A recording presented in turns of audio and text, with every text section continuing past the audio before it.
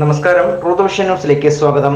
അഞ്ചൽ പനയഞ്ചേരിയിൽ പാചകവാതക സിലിണ്ടർ പൊട്ടിത്തെറിച്ച് ദമ്പതികൾക്ക് ഗുരുതരമായി പരിക്കേറ്റ സംഭവത്തിൽ ദുരൂഹത. സ്ഥലത്ത് ഫോറൻസിക് സംഘവും ഇന്ത്യൻ ഓയിൽ കോർപ്പറേഷന്റെ വിദഗ്ധരായ ഉദ്യോഗസ്ഥരും പരിശോധനകൾ നടത്തി. പരിശോധനയിൽ സിലിണ്ടറിൽ അമിതമായി ചൂടേറ്റതിന്റെ ഫലമായിട്ടാണ് പൊട്ടിത്തെറിക്കാൻ കാരണമായതെന്ന് കണ്ടെത്തി. സിലിണ്ടറിന് ചുറ്റും തുണികൾ കൂട്ടിയിട്ട് കത്തിച്ചതിന്റെ തെളിവുകൾ പോലീസിന് ലഭിച്ചിട്ടുണ്ട്. വീടിന് മുൻവശത്തെ കതകിനോട് ചേർത്ത് മേശ ഇട്ടിരിക്കുന്നതായും കണ്ടെത്തി. പരിക്കേറ്റ് തിരുവനന്തപുരം മെഡിക്കൽ കോളേജ് ആശുപത്രിയിൽ കഴിയുന്ന ദമ്പതികളുടെ വിശദമായ മൊഴി പോലീസ് രേഖപ്പെടുത്തും.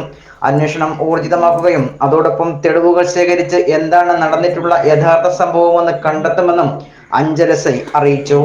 ഗ്യാസിന്റെ അളവ് കുറവായിരുന്നതിനാലും വീടിന്റെ മേൽക്കൂര ഷീറ്റായിരുന്നതിനാലുമാണ് ഒരു വലിയ ദുരന്തം ഒഴിവായത്. പരിക്കേറ്റ ഗൃഹനാഥൻ മാനസികാസ്വസ്ഥത പ്രകടിപ്പിച്ചിരുന്നതായി നാട്ടുകാർ പോലീസിനോട് പറഞ്ഞു. കഴിഞ്ഞ ദിവസം വൈകിട്ട് 3:30 നാടിനെ നടുക്കിയ ഭീകരമായ അപകടം ഉണ്ടായത്. ഗൃഹനാഥനായ മനോഹരൻ പിള്ള തിരുവനന്തപുരം മെഡിക്കൽ കോളേജ് ആശുപത്രിയിൽ അത്യാഹിത വിഭാഗത്തിൽ ചികിത്സയിലാണ്. ഭാര്യ ലളിതയും തിരുവനന്തപുരം മെഡിക്കൽ കോളേജിൽ ചികിത്സയിലാണ്.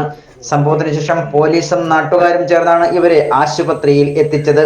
പൊട്ടിത്തെറിയിൽ വീടും വീട്ടുപകരണങ്ങളും പൂർണ്ണമായും തകർന്നു. News desk truth vision news.